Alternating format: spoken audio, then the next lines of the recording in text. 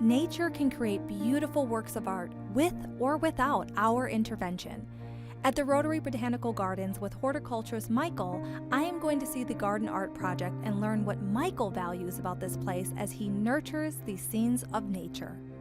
I'm not a person that's very good with drawing or, painting, but this is my canvas. The garden is my canvas, and putting together the different colors and the different textures, deciding if you're going to put something that's going to be blooming all at one time or throughout different times of the year, that's where I really enjoy myself. Some of the initiatives that we're doing here are green initiatives. Some of the plantings that we're doing are moving more towards sustainability. So we have a story walk. Every year we interpret a children's book and we bring that to life, and that corresponds with our garden art projects. So the garden art project is something that we're very proud of. The whole community, they come together and they get to put on their artistic hat. We have our volunteer carpenters. They start off making the forms. We decide what we're going to do for that current year. This year it's turtles. Then we send that out to the community and they have this blank form. They bring it back and they make it really special. And at the end of the summer, we auction off those garden art, and that is a benefit for the garden. So the gardens are not just during fair weather, right, Michael? This is a year-long attraction for all. Correct. We actually select plants that have winter interest, spring, summer, and fall. So anytime that you come, you're going to see something that is going to catch your eye. And I want this to be a place where you can come for calming effects. Providing this environment for others to just have a calming experience is something that's very important for us. And the gardens are dedicated to accessibility, with electric carts for people to use, pathway accessibility maps, and low admissions costs. Opening in 1928, the Janesville Women's Club houses an entire gallery while being a national historic building that caters to private events. Inspired by flora, decorated artist Connie Glowacki talks to us about her passion for art. Tell me a little bit about the space that we're in.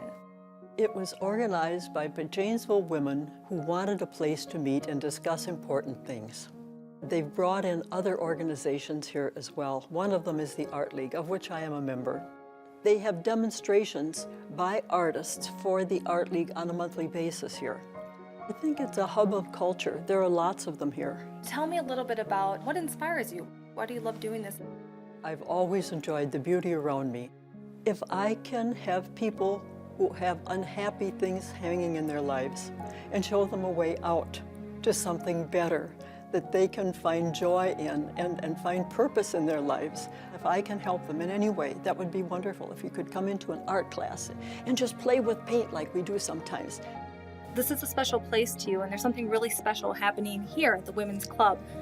What a great place to have your art as well. Thank you. It's a wonderful compliment. And if I can make you smile and feel a little bit better about things when you look at the pictures, that's my job. You certainly have, yeah. Thank you. Janet, today is such an exciting day here in Janesville, the dedication of the human sundial. Can you Yes. tell me a little bit about that and your connection to it? It started with my father, who's an astrophysicist. He one day, just for fun, decided that he would calculate out the declination of the sun according to the latitude and longitude of Janesville. That's what astrophysicists do for fun. So doing those calculations, that is actually the essence of what makes an analemmetic sundial. I love that. And so Yeah. what is the significance of having it here in Janesville? I've been seeing the city reinventing itself, which is really exciting. When my father decided that he would agree to do a permanent sundial, only if we could dedicate it to my mom, his wife, of 52 years. Janesville's so community oriented, and when you were dedicating this, you talked a little bit about the significance of the connection, people to the sun, to the earth, to the universe. Can you speak a little bit about that? Yes, I really honestly believe that the inspiration behind it for him was to really get people to pay attention to the most fundamental nature of our world, which is beyond the terrestrial. When you see the entire planet that you're living on as this fragile, delicate, extremely unique and miraculous thing, you realize how we need to take care of it because it's all we've got. All life on Earth is dependent on our relationship to the sun. Whichever creative outlet fits your style, you can find it here in Janesville. If you'd like to sit back, relax, and watch a show, there's the Performing Arts Center. If speed is more your need, get pumped up by watching the Rock Aqua Jays perform water stunts. Take your time to stroll through the Rotary Botanical Gardens and public art walk. And if you want to get into the art yourself, try glass blowing and wine tasting. Whoever you are welcome here in Janesville.